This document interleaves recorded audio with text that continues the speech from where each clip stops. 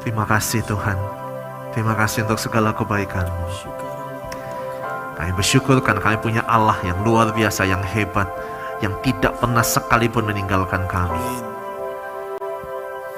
Hari ini ya Tuhan, kami menyiapkan hati pikiran kami.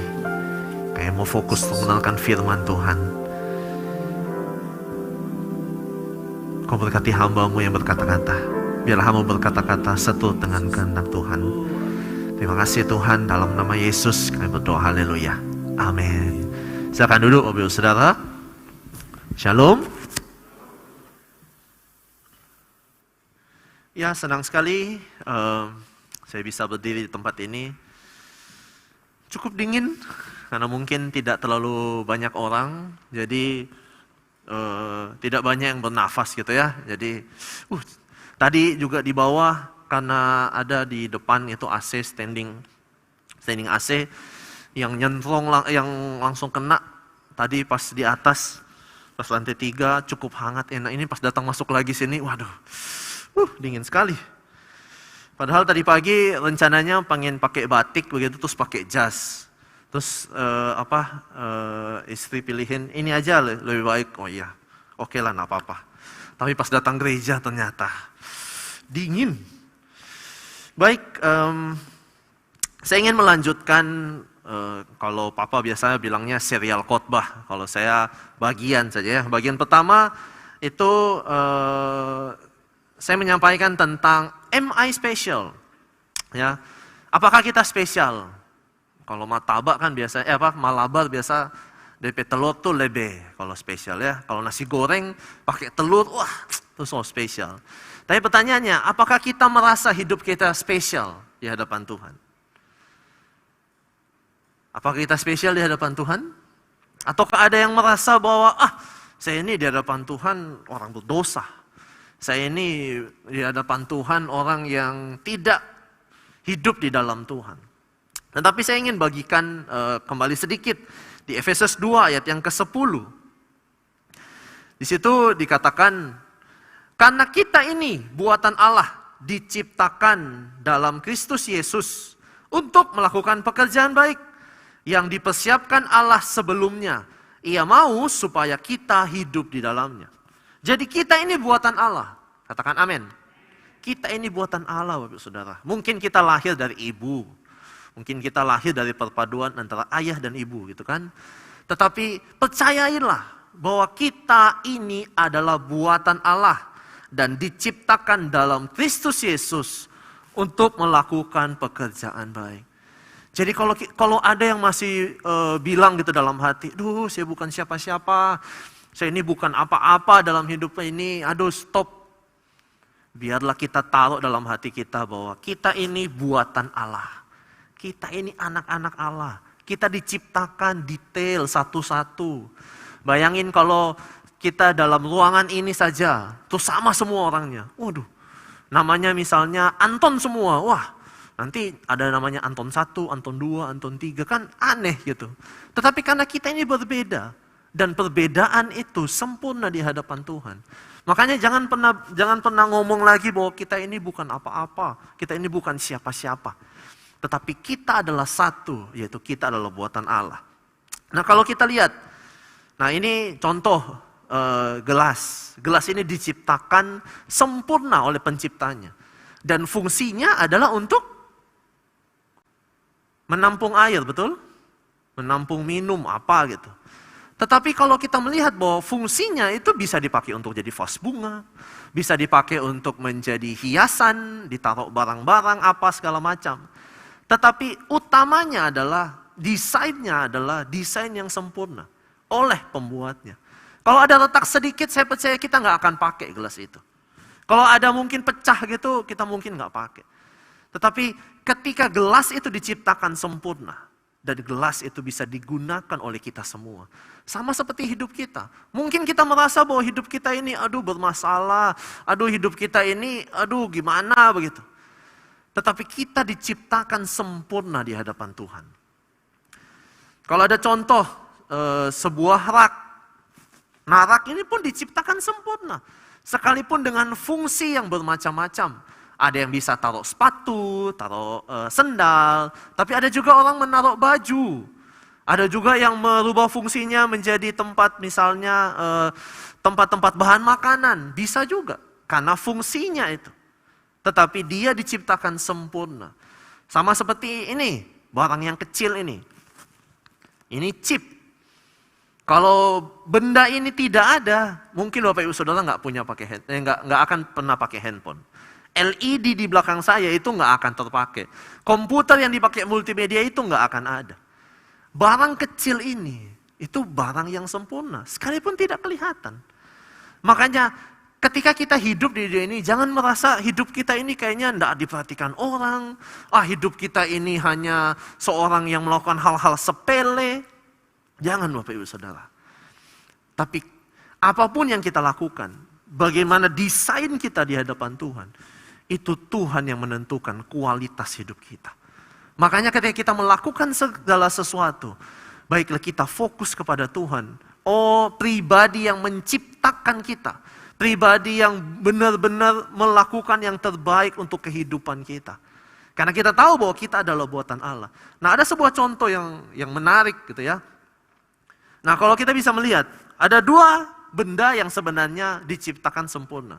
Yaitu ada kuda dan juga ada mobil. Tetapi ketika digabungkan, waduh, jadi aneh gitu ya. Kuda menarik mobil, padahal sebenarnya mobil itu bisa jalan sendiri dengan mesin. Oleh ciptaan manusia. Dan kuda itu bisa jalan sendiri. Tetapi ketika digabungkan, itu menjadi sesuatu yang aneh. Makanya dalam kehidupan ini kita harus melihat bahwa, siapa sih desain hidup kita? Bagaimana kita melihat kehidupan kita? Jangan sampai kita melakukan sesuatu yang sia-sia. Jangan sampai kita melakukan sesuatu hal yang sebenarnya kurang efektif. Jadi dalam hidup ini kita harus sadari bahwa kita ini adalah desain yang sempurna. Yang Tuhan sudah tetapkan. Dan bagaimana kita mengetahui desain itu, kita harus mencari tahu. Kita belajar firman. Bagaimana Tuhan itu datang buat kita semua. Sekalipun dikatakan manusia itu sudah berdosa. Tapi Tuhan Yesus tetap datang untuk mencari kita. Nah, makanya kita belajar yang lalu bahwa Tuhan mau agar kita bisa hidup sesuai dengan jati diri kita. Dan bahwa kita sempurna di hadapannya. Amin. Yang sempurna katakan amin. Jadi kalau mungkin ada mukanya alisnya miring sedikit, oke lah, gitu ya. Atau mungkin pipinya agak tembem-tembem sedikit, oke lah, gitu ya. Jadi jangan merasa, aduh saya ini kotor gitu ya, saya ini kurang sempurna. Enggak. Kita ini sempurna di hadapan Tuhan. Baik, saya akan melanjutkan bagian yang kedua. Kita akan belajar tentang, saya kasih tema The Right Choice. Oke, kita akan belajar tentang yang namanya desire. Nah, desire ini ada banyak pengertian. Ketika saya cari di Google, ada beberapa pengertian. Yang pertama itu adalah keinginan. Lalu ada hasrat, kepingin, kehendak, gairah, idaman, birahi, kemauan. Jadi ada beberapa, mungkin kalau Bapak Ibu Saudara cari ada banyak gitu pengertian. Tetapi hal-hal ini yang saya ambil. Nah, biasanya desire itu diartikan dengan keinginan. Tetapi kalau kita lihat keinginan itu biasanya itu berubah-ubah. Kita manusia itu kalau pengen sesuatu, kayaknya banyak gitu keinginan. Nah, makanya kalau kita tanya misalnya anak kecil, ketika dia masih kecil, "Nak, kamu mau jadi apa?" "Oh, saya mau jadi pilot." "Oh iya ya, wah bagus ya, kamu jadi pilot ya." Ketika mungkin dia sudah beranjak remaja, mau jadi apa? "Oh, saya mau jadi polisi." Wah, bagus ya. Iya. Tapi ketika beranjak dewasa lagi, ditanya mau jadi apa? "Oh, saya mau jadi YouTuber." Wah, Pak Mama bingung. "Hah? Ngapain itu?" "Oh iya, ngobrol di depan kamera." Wah. Banyak anak-anak sekarang yang mau jadi YouTuber, influencer gitu ya. Mereka mau sama seperti mengekspos diri untuk mendapatkan uang. Tapi ada juga yang menjadi content creator yang menciptakan banyak hal. Banyak hal yang diciptakan. Tetapi kalau kita lihat, keinginan itu berubah. Dari kecil menjadi mungkin remaja, menjadi dewasa, keinginan itu berubah-ubah. Nah, tetapi yang kita belajar pada hari ini bukan tentang desire, yaitu keinginan. Tetapi desire yang diartikan suatu kemauan yang tidak akan padam sebelum tergenapi dan juga tidak mudah terpengaruh dengan keadaan lingkungan. Hal ini yang kita ingin belajar pada hari ini. Bahwa ada suatu desire yang yang sudah diberikan oleh Tuhan, yang sudah ditetapkan oleh Tuhan dalam kehidupan kita. Dan itu tidak berubah sekalipun kita hidup dalam dunia ini. Nah, di Oxford Language saya dapat desire is a strong feeling of wanting to have something or wishing for something to happen. Artinya adalah desire adalah perasaan yang kuat ingin memiliki sesuatu atau berharap sesuatu terjadi.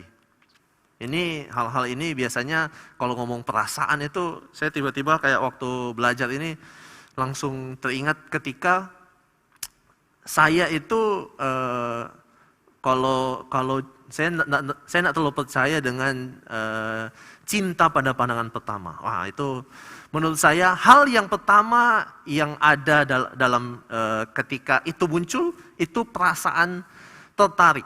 Nah, perasaan tertarik ini sama seperti yang dikatakan desire.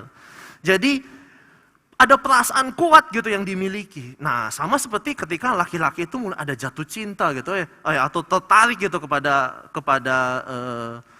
lawan jenis. Nah, ini yang muncul. Nah, desire ini sama seperti perasaan itu. Perasaan yang, kayaknya kuat sekali gitu. Aduh, kayak saya harus melakukan itu. Oh, saya bisa menjadi itu. Nah, itu perasaan-perasaan itulah yang kita akan belajar pada hari ini. Nah, waktu saya belajar juga, ternyata desire ini dipakai oleh orang-orang marketing. Nah, orang marketing namanya itu AIDA model. AIDA model ini didapatkan atau ide ini didapatkan oleh yang namanya Elmo Levis pada tahun 1898. Dia adalah pengusaha Amerika dan mengeluarkan model ini, AIDA model. Oke? Dia seperti kerucut. Ada A, I, D, dan A. Kita nggak akan belajar ini ya, tapi sedikit kita informasi. Jadi A itu adalah attention, attract attention, menarik perhatian. Ketika ada satu perusahaan yang ingin menjual produknya, dia menarik perhatian dulu. Mungkin dia bikin iklan, iklannya itu yang menarik. Wah, mungkin banyak orang, misalnya 10.000 orang yang melihat.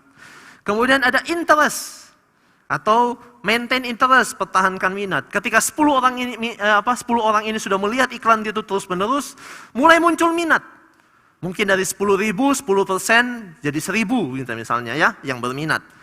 Lalu disinilah muncul yang namanya desire, yaitu ciptakan keinginan. Jadi dari minat mulai, saya mau beli nih barang ini. Mungkin dari 1.000 ada 10% yang suka, ada 100 orang yang suka. Ya. Dan desire itu muncul di situ. Dan paling terakhir itu adalah action. Barang itu dibeli.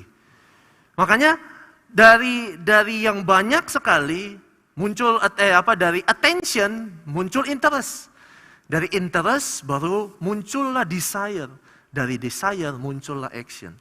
Nah, ini dipakai dalam dunia marketing dan banyak yang berhasil. Tetapi bukan hal ini yang kita pelajari. Bukan cuma hal ini yang kita pelajari. Nah, slide saya sudah selesai. Sudah ya? Mau pulang? Oh, belum ya Bapak Ibu ya. Nah. Kalau saya cuma sampai di sini saja, kayaknya kita ini lagi seminar marketing ya Bapak Ibu ya. Betul ya Kak Revlin? Kita seminar marketing. Enggak, tapi hari ini kita akan belajar tentang sesuatu yang lebih menarik, yaitu desire, atau diartikan kerinduan,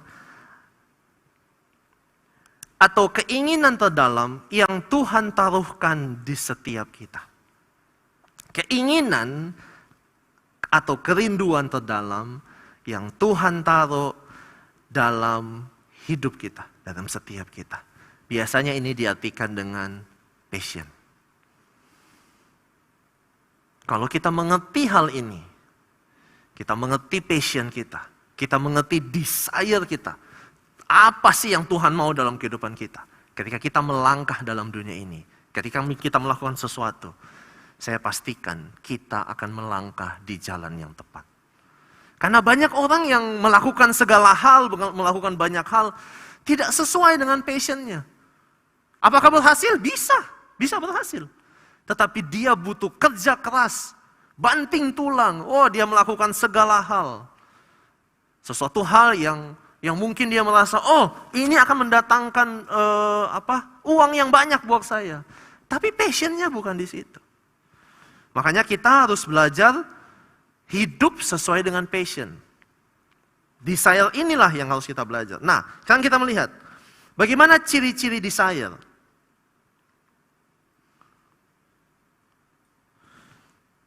Yang pertama, desire itu karunia. Ciri-cirinya adalah karunia yang diberikan Tuhan kepada kita. Jadi desire ini ciri-cirinya adalah sebuah karunia yang diberikan kepada kita. Saya percaya ketika Tuhan memberikan kepada kita, itu sesuatu hal yang luar biasa. Nah, kita akan belajar contohnya. Kita akan belajar contoh dari seorang Yusuf. Di bagian yang pertama, Yusuf ada di rumah ayahnya. Mari kita buka di Kejadian 37 ayat yang ke-7. Tampak kita sedang di ladang. Ini mimpi yang diberikan Tuhan kepada Yusuf. Tampak kita sedang di ladang mengikat berkas-berkas gandum. Lalu bangkitlah berkasku dan tegak berdiri. Kemudian datanglah berkas-berkas kamu sekalian mengelilingi dan sujud menyembah kepada berkasku itu. Kalau kita melihat, wah, kalau dari sisi kakak-kakaknya, waduh, ini adik satu ini kok sombong sekali ya. Masa sih kami harus menyembah kepadamu? Masa sih kami harus sujud kepadamu? Tetapi ada suatu desire yang Tuhan berikan kepada Yusuf. Apa itu? Menjadi pemimpin. Mimpi yang Tuhan berikan kepadanya untuk menjadi seorang pemimpin. Tapi kita melihat, untuk menjadi seorang pemimpin, wah, proses Yusuf tidak baik. Bukan tidak baik. Proses Yusuf itu begitu panjang. Proses yang pertama, dia harus dijual, Bapak Ibu Saudara. Pertama dibuang dulu. Dibuang ke dalam sebuah sumur yang kosong. Mungkin awalnya dia mau dibunuh oleh kakaknya. Tetapi akhirnya dia dijual ke rumah Potifar. Dan kita melihat proses yang harus Yusuf alami. Nah, tetapi di rumah Potifar, kita juga melihat. Nah, Kejadian 39 ayat 2-4. Tetapi Tuhan menyertai Yusuf, sehingga ia menjadi seorang yang selalu berhasil dalam pekerjaannya. Maka tinggallah ia di rumah tuannya orang Mesir itu. Setelah dilihat oleh tuannya bahwa Yusuf disertai Tuhan, dan bahwa Tuhan membuat berhasil segala sesuatu yang dikerjakannya, maka Yusuf mendapatkan kasih tuannya, dan ia boleh melayani dia. Kepada Yusuf diberikannya kuasa atas rumahnya, dan segala miliknya diserahkannya kepada kekuasaan Yusuf. Dan kita melihat proses yang Yusuf alami. Tetapi di rumah Potifar, destiny atau desire Yusuf yang diberikan oleh Tuhan itu tetap sama, menjadi pemimpin. Kita melihat mimpi yang diberikan Tuhan masih terus berlanjut dalam kehidupan Yusuf. Sekalipun tantangan ada, prosesnya ada. Dan kita lihat juga ceritanya di bagian yang ketiga, ada proses yang harus Yusuf alami. Bagaimana itu? Dia harus difitnah. Diganggu sama Tante Po gitu ya. Bahwa waduh dipanggil, ayo sini sama saya, ayo sini. Tetapi ada fitnah kepadanya karena dia tidak mau. Nah, kalau kita lihat, habis itu dia dipenjara, Bapak Saudara. Tetapi di penjara kita melihat di Kejadian 39 ayat 21-22. Tetapi Tuhan menyertai Yusuf dan melimpahkan kasih setianya kepadanya, dan membuat Yusuf kesayangan bagi kepala penjara itu. Ayat 22. Sebab itu kepala penjara mempercayakan semua tahanan dalam penjara itu kepada Yusuf. Dan segala pekerjaan yang harus dilakukan di situ, dialah yang mengurusnya. Ada proses lagi. Oke? Desire Tuhan dalam kehidupannya masih terus berlanjut. Mimpi yang Tuhan berikan kepadanya masih terus berlanjut. Tetapi ada proses. Proses yang berikutnya, dia harus difitnah dan dipenjarakan. Tetapi kalau kita melihat dari ayat ini, kita melihat dari ceritanya, sekalipun dia dipenjara, mimpinya tetap sama, menjadi seorang pemimpin. Dan desire atau kemauan Tuhan untuk hidup Yusuf menjadi pemimpin tetap sama. Karena penyertaan Tuhan tetap sama, sekalipun dia harus dipenjara. Dan proses berikutnya, yang keempat, dia tetap ada di penjara, kemudian dia membantu seorang juru minum dan juru roti, dan kita melihat dia dilupakan, tetapi 2 tahun kemudian, dia ada di kerajaan Mesir, di depan Firaun. Kejadian 41, ayat 40-41. Engkaulah menjadi kuasa atas istanaku, dan kepada perintahmu seluruh rakyatku akan taat. Hanya tahta inilah kelebihanku daripadamu. Selanjutnya Firaun berkata kepada Yusuf, dengan ini aku melantik engkau menjadi kuasa atas seluruh tanah Mesir. Mimpi yang lalu, di umur mungkin sekitar 17 tahun Yusuf itu, Tuhan memberikan desire dalam kehidupannya. Tuhan memberikan mimpi dalam kehidupannya. Proses demi proses dia jalani. Proses demi proses dia alami. Dia harus dibuang, dijual, difitnah, masukkan ke dalam penjara, ditinggalkan. Tetapi pada akhirnya, dia tetap menjadi pemimpin. Kalau Tuhan memberikan mimpi kepada kita, Tuhan memberikan desire kepada kita, suatu passion yang Tuhan berikan kepada kita. Mungkin dalam perjalanan kita ada tantangan, mungkin dalam perjalanan kita ada cobaan, tetapi ketika kita tetap melangkah di dalamnya, Tuhan tetap menyertai kita. Kemauan Tuhan, kerinduan Tuhan dalam hidup kita akan terus tergenapi. Katakan amin. Nah, bagian yang kedua, ciri-ciri desire. Bagian kedua adalah selalu ada di dalam diri kita. Jadi passion itu selalu ada dalam diri kita.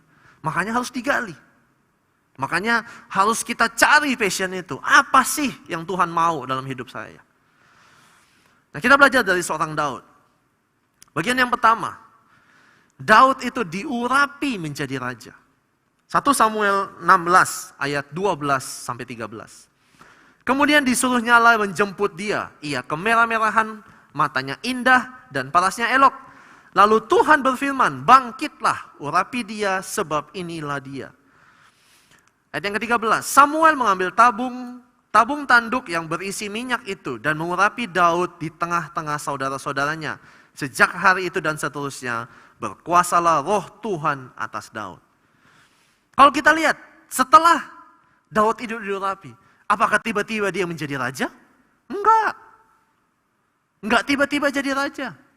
Masih ada Saul yang menjadi raja.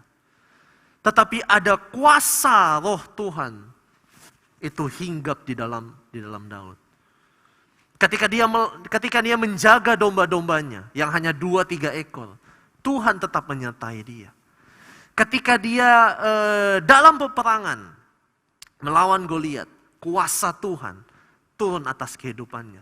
Ketika ada roh jahat yang mengganggu Saul, dan Daud ini memainkan kecapi, roh Tuhan mengusir roh jahat itu.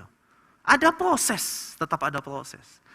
Nah, ketika Daud ini sudah masuk ke dalam tentaranya Saul, di bagian yang kedua, Daud ini menjadi kepala prajurit. Mari kita baca 1 Samuel 18 ayat yang ke-5. Daud maju, berperang dan selalu berhasil kemanapun juga Saul menyuruhnya. Sehingga Saul mengangkat dia mengepalai para prajurit. Hal itu dipandang baik oleh seluruh rakyat dan juga oleh pegawai-pegawai Saul. Dan kita melihat Tuhan mengangkat Daud. Enggak tiba-tiba gitu jadi raja. Tetapi ada stepnya. Ada proses yang Tuhan mau Daud alami. Sama seperti Yusuf, ada proses yang harus dialami. Nah, ketika Daud ini menempatkan Tuhan dalam kehidupannya, dia mengikuti destininya, dia mengikuti desire yang Tuhan berikan kepadanya. Dia pun diangkat menjadi pemimpin. Oke? Nah, bagian yang ketiga, ketika Saul ini mulai tidak suka kepada Daud. Wah, mulai cemburu. Daud dikatakan membunuh berlaksa-laksa. Saul hanya beribu-ribu. Mulai ada cemburu. Mulai ketidaksukaan Saul itu muncul. Dan kita tahu ceritanya bahwa Daud ini harus melarikan diri. Tetapi ada satu masa di mana Tuhan itu mengangkat Daud. 2 Samuel 2 ayat 4.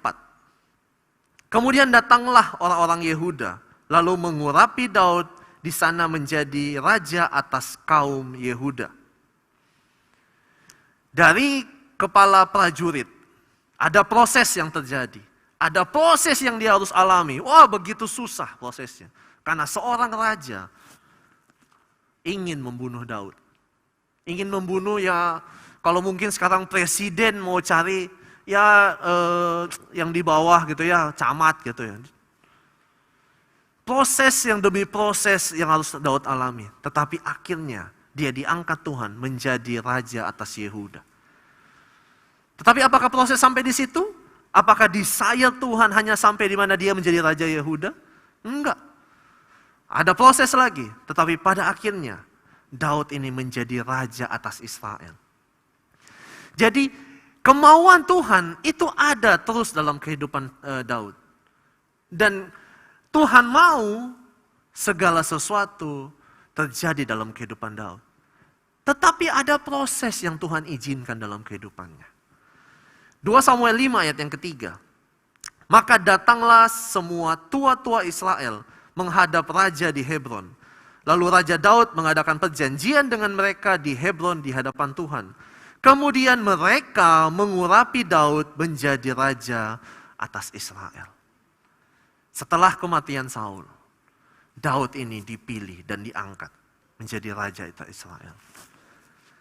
Tapi kita melihat bahwa ada proses yang diizinkan Tuhan. Ada proses yang diizinkan Tuhan sehingga dari mulai Daud ini diurapi sampai dia menjadi raja Israel. Ada proses yang begitu panjang. Ada proses yang harus dialami oleh Daud. Dia harus lari dari Saul. Dia harus menghadapi tantangan demi tantangan. Ketika pun di Siklak, dia mau dibunuh oleh orang-orangnya. Banyak hal yang terjadi. Tetapi desire Tuhan, kemauan Tuhan dalam kehidupannya, itu tetap terjadi dalam kehidupan Daud. Nah, ketika kita dalam kehidupan ini, saya katakan lagi, kalau kita mengetahui desire Tuhan, kemauan Tuhan dalam kehidupan kita, dan kita alami itu terus dalam kehidupan kita, kita bilang kepada Tuhan, ini adalah kemauan-Mu, biarlah Engkau yang menyertaiku. Kalau kita bisa berkata seperti itu, kita melangkah dengan iman, apapun yang kita kerjakan sesuai dengan passion kita, saya percaya tangan Tuhan akan terus menjaga dan memelihara kita. Katakan amin.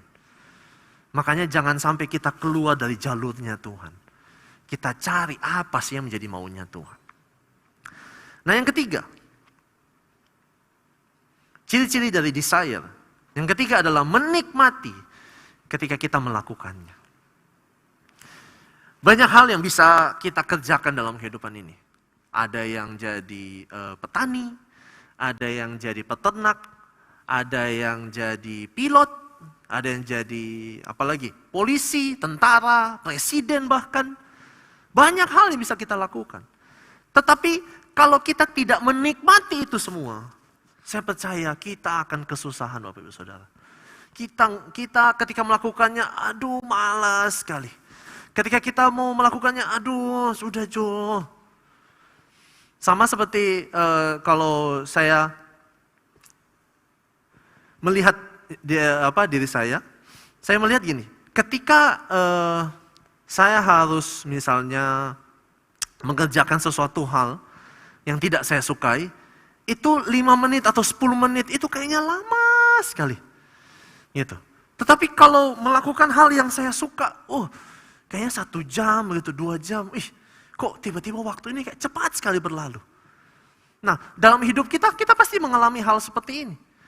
Makanya, mari kita mulai menggali hidup kita, mari kita cari apa passion kita.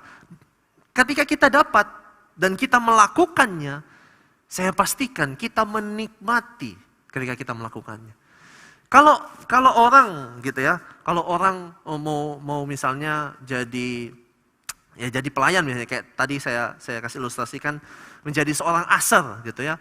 Untuk senyum, waduh sepanjang orang datang gitu senyum gitu. Kalau itu bukan dari hati, saya percaya itu akan berat dilakukan. Waduh mau senyum kepada orang itu pasti berat dilakukan. Tetapi kalau memang itu passionnya yang memang dia berkata, ini talenta yang Tuhan berikan kepada saya. Mau berapa ribu pun orang datang, senyumannya tetap senyuman yang tulus. Tetapi kalau itu bukan dari hati, saya percaya mungkin baru 20 orang dia sudah mulai, lelah ini, capek ini mau senyum, sudah habis ini tolong bilang ke Om Denny, saya ganti pelayanan aja. Tetapi kalau itu dari hati, saya percaya kita menikmatinya. Nah kita lihat contoh. Contoh seorang yang bernama Tuhan Yesus. Kita tahu ceritanya. Tapi kalau coba kita lihat di Yohanes 3 ayat 16. Di situ dikatakan, karena begitu besar kasih Allah akan dunia ini. Sehingga ia atau Bapa telah mengaruniakan anaknya yang tunggal. Supaya setiap orang yang percaya kepadanya tidak binasa. Melainkan beroleh hidup yang kekal. Tujuan Tuhan datang ke dunia ini, kita percaya untuk menyelamatkan semua orang-orang yang ada di dunia ini. Sekalipun waktu itu Tuhan Yesus dilahirkan di di Bethlehem. Tetapi pengajarannya sampai ke tempat kita pada saat ini. Bayangkan kalau misalnya Tuhan Yesus itu tidak menggenapi apa yang menjadi desire Bapa kepada hidupnya. Dan dia berkata, Bapak, sudahlah, tidak usahlah selamatkan manusia-manusia itu. Mereka itu manusia-manusia yang bebal. Manusia yang tidak berterima kasih. Saya sudah menyelamatkan mereka. Mereka tidak mengakui saya. Mereka tidak percaya kepada saya. Saya percaya kalau Tuhan Yesus melakukan itu, kita semua ini akan tetap menjadi orang-orang yang berdosa. Kita ini adalah orang-orang yang siap masuk neraka. Tetapi karena Tuhan Yesus melakukan apa yang Bapa rindukan dalam kehidupannya, kita semua diselamatkan. Kita menjadi orang-orang yang siap bersama-sama dengan Tuhan menyongsong mempelai yang indah. Makanya mari kita gali passion kita. Mari kita gali apa sih yang menjadi kemauan Tuhan dalam kehidupan kita. Cerita tentang bagaimana Tuhan melayani 3,5 tahun. Bapak Ibu bisa baca di Matius, Markus, Lukas, Yohanes, dan mungkin keseluruhan dari Alkitab kita. Tetapi yang ingin saya sharing adalah bagaimana kita menikmati apa yang kita kerjakan. Kita mendapatkan desire dari Tuhan dan kita mengerjakan, kita enjoy dengan hal itu. Itu beberapa ciri-ciri dari desire. Nah, kalau kita bisa melihat bagaimana kita mengenali desire, ada 3. Ada value, ada cita-cita, dan juga ada interest. Mari kita belajar. Yang pertama adalah value. Value itu adalah nilai-nilai hidup yang didapatkan dari orang tua. Nah, ada beberapa yang saya coba cari di internet. Nilai-nilai itu ada hidup jujur, kemudian menjaga nama baik, peduli terhadap orang lain, hidup bertanggung jawab, peduli terhadap orang lain, sigap mengambil kesempatan. Nah, ini beberapa value yang mungkin ada gitu ya, ada yang diberikan orang tua kepada Bapak Ibu Saudara. Nah, kalau ini kita punyai, kita melihat, ada nih nilai-nilai hidup yang orang tua kasih. Ada nih pengajaran-pengajaran orang tua yang orang tua kasih kepada kita. Itu jangan disepelekan Bapak Ibu Saudara. Mari kita tetap taruh dalam hati kita. Oh, ternyata ya ada ya value seperti ini. Nah, nilai-nilai yang saya belajar dari orang tua, nilai-nilai yang saya belajar dari papa pun begitu. Ini berapa ini? 5 hal ini sebenarnya ada. Tapi yang saya belajar dari hidup seorang pendeta Honi Supit Sirapanji, kue MTH gitu ya ditaruh ya. Itu adalah bagaimana melayani Tuhan dengan kesungguhan hati. Melayani Tuhan. Saya selalu dengar gitu cerita papa ketika ada di Surabaya, ada di bagian misi, tetapi banyak hal yang diberikan kepadanya. Kerjain inilah, kerjain itu, kerjain ini, kerjain wah, itu kayaknya banyak gitu hal yang dikerjakan. Nah, makanya pengajaran nilai-nilai yang saya belajar bahwa sebenarnya dalam hidup ini, kita ini bisa melakukan banyak hal, Bapak Ibu Saudara. Banyak hal. Jadi, jangan pernah berkata, oh, saya nggak bisa. Saya nggak mampu bikin itu. Saya nggak bisa kok bikin itu. No. Kalau kita mau belajar, kita bisa melakukan apapun. Ketika kita mau belajar, kita bisa menghasilkan apapun juga. Artinya kita belajar sesuatu. Nah, ketika saya ambil S2, sekarang masih ambil S2, ada seorang pendeta di Papua, itu di sana fasilitas mungkin agak kurang. Tetapi niat untuk belajar, wah begitu luar biasa. Ada teman juga yang kemarin baru meninggal, dia ada di Talaut dengan segala proses kehidupannya di sana, pekerjaannya, tetapi keinginannya untuk belajar, wah itu begitu luar biasa. Dan hari-hari ini pun saya belajar dari papa bahwa ketika kita mau belajar, ketika kita mau lakukan semuanya dengan sungguh-sungguh, kita pasti bisa menghasilkan sesuatu yang baik. Bahkan menghasilkan sesuatu yang luar biasa. Bukan hanya dari sisi kehidupan, dari sisi pelayanan pun, kita bisa melakukan segala sesuatu. Asalkan kita mau belajar. Nah, kalau dari mama saya belajar, mama itu tipe orang yang semuanya teratur gitu ya. Wah, semuanya teratur. Dulu saya hidup, bukan dulu hidup, sekarang masih hidup sih gitu ya. Tapi waktu dulu saya belajar, itu kalau di kamar itu semuanya tertata, rapi, ini ada di sini, ini ada di sini. Dan ketika hidup sendiri pun di kos gitu, hidup sendiri waktu kuliah, waktu pernah ke Jakarta, itu saya belajar untuk semua menatanya di tempat-tempatnya masing-masing. Hal-hal itulah yang saya hidupi hari-hari ini. Itu pun saya terus belajar kayak menjadi orang tua baik buat Ken, menjadi suami yang baik untuk Karen, itu pun masih saya pelajari. Makanya kita harus tahu apa sih nilai-nilai hidup yang orang tua berikan kepada kita. Dan kita jangan sepelekan itu, Bapak Saudara. Karena kita tahu bahwa orang tua itu adalah orang yang selalu menjaga kita mulai dari kita kecil. Makanya kalau ada nilai-nilai hidup yang diberikan orang tua, mari kita terus taruh dalam hati, taruh dalam pikiran, dan kita lakukan itu. Amin. Baik, yang berikut adalah cita-cita. Nah ini saya suka nih belajar tentang cita-cita. Cita-cita adalah perwujudan dari passion. Oke? Nah di Kamus Besar Bahasa Indonesia, cita-cita adalah keinginan yang selalu ada di dalam pikiran. Itu cita-cita. Nah biasanya cita-cita itu ditanya, jarang tuh orang-orang tua kalau misalnya so tua begitu terus ditanya, Bapak cita-citanya apa ya? Wah mungkin bapaknya bingung, aduh cita-cita dulu ditanya waktu kecil gitu ya. Nah ada sebuah perkataan yang saya catat di sini. Cita-cita masa kecil, semustahil apapun kedengarannya, merupakan cerminan paling murni dari passion. Jadi biasanya kalau anak-anak kecil itu ditanya gitu waktu kecil, itulah sebenarnya passion yang Tuhan berikan kepadanya. Karena itu bukan diajarkan dari orang tua. Cita-cita biasanya muncul dari apa yang dia lihat, apa yang dia mau dalam hatinya, itu yang muncul. Nah kalau kita lihat, pertanyaannya, ini buat anak-anak kecil gitu ya biasanya.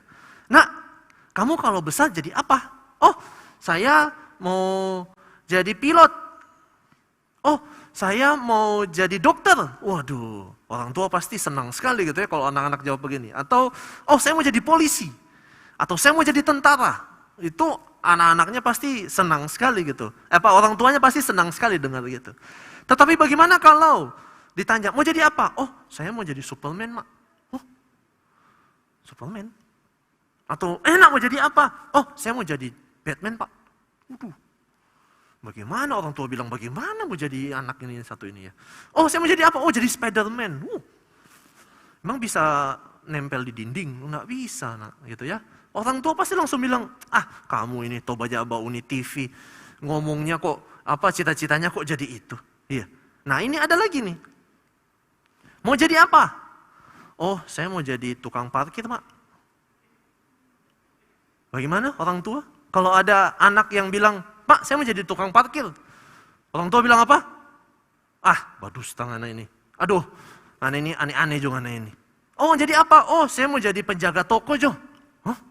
Orang tua pasti bingung. Kenapa ini anak saya? Siapa yang saya ajar ini? Kenapa jadi begini? Atau mau jadi apa? Oh, jadi pemadam kebakaran, Jo. Wih, mau jadi apa? Benar enggak? Orang tua pasti langsung bilang, aduh, ngapain kamu mau jadi itu?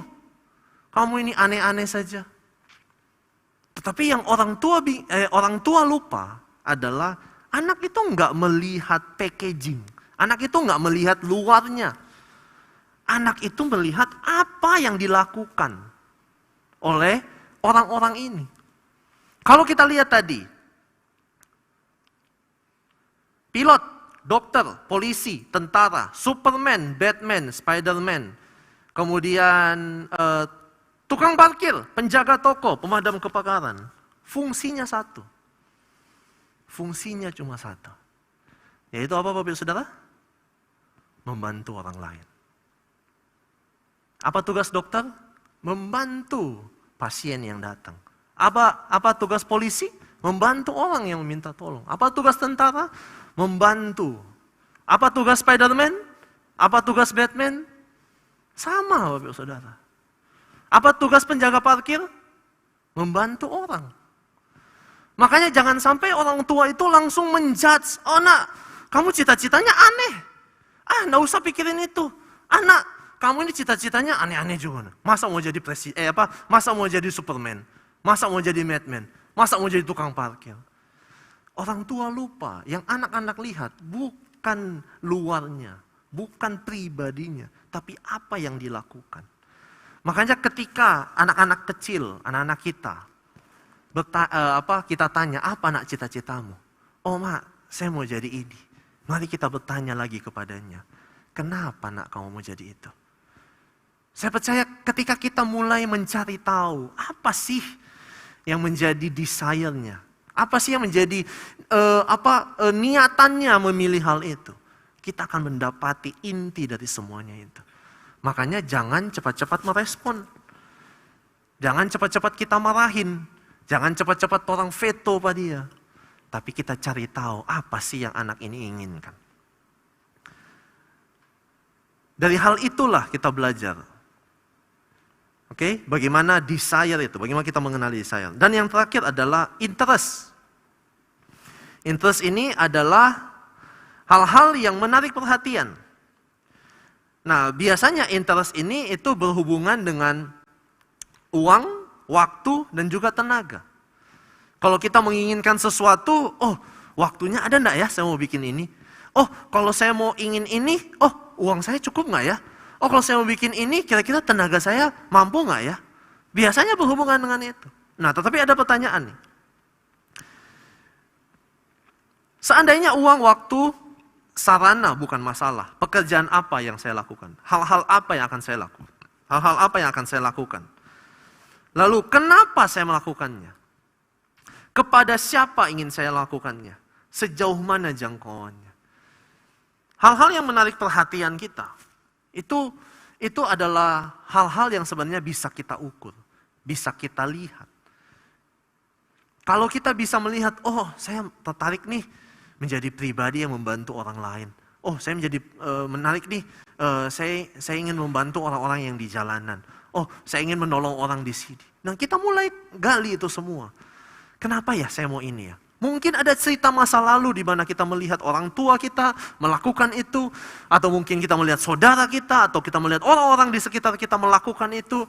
Dan ketika kita sudah dewasa, kita melihat, oh, saya kok tertarik ya dengan hal ini. Dari hal-hal itulah kita belajar bahwa, oh, ada nih passion yang Tuhan berikan kepada saya. Jadi kalau kita mulai tahu apa value hidup kita tahu apa cita-cita kita, dan kita tahu apa interest kita, dan kita bisa menggali itu semua, saya percaya kita akan tahu apa sih yang Tuhan mau dalam hidup kita dari hal-hal tersebut.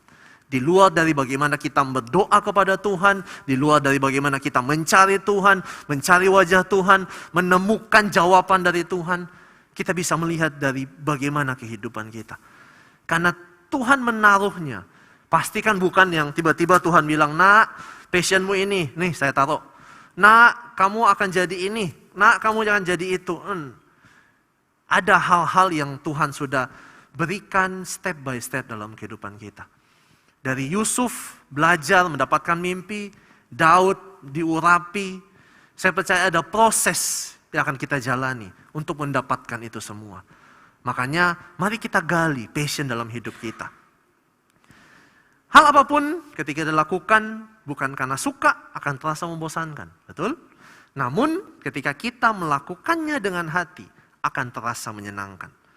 Bagian yang terakhir, lakukanlah apa yang menjadi passion kita, maka kita akan menikmatinya.